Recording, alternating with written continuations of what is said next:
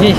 शिवसेना जम्मू कश्मीर इकाई का आज जो हमारा यहाँ प्रदर्शन था आतंकवाद के खिलाफ था। लगातार जो कश्मीर के अंदर लक्षित हत्याएं हो रही हैं, जिसका सिलसिला जो है वो थमने का, रुकने का नाम नहीं ले रहा, उसके खिलाफ था।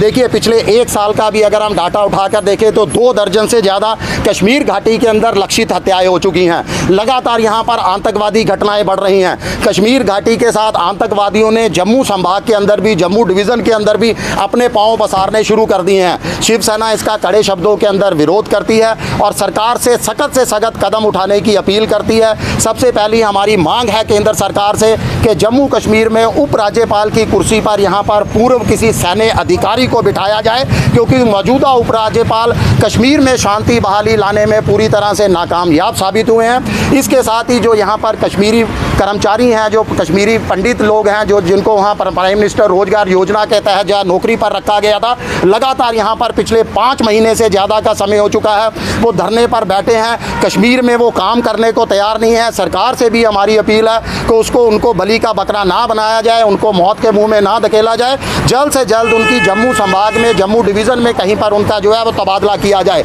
जो पीड़ित परिवार है उसके प्रति हम संवेदना प्रकट करते हैं। बहुत दुखदायी क्षण है उनके लिए, दुर्भाग्यपूर्ण है पूरे देश के लिए, जम्मू कश्मीर की जनता के लिए। हम मांग करते हैं कि उस पीड़ित परिवार में से एक सदस्य को सरकारी नौकरी दी जाए और पीड़ित परिवार को जो है 2 करोड़ रुपए का मुआवजा दिया जाए।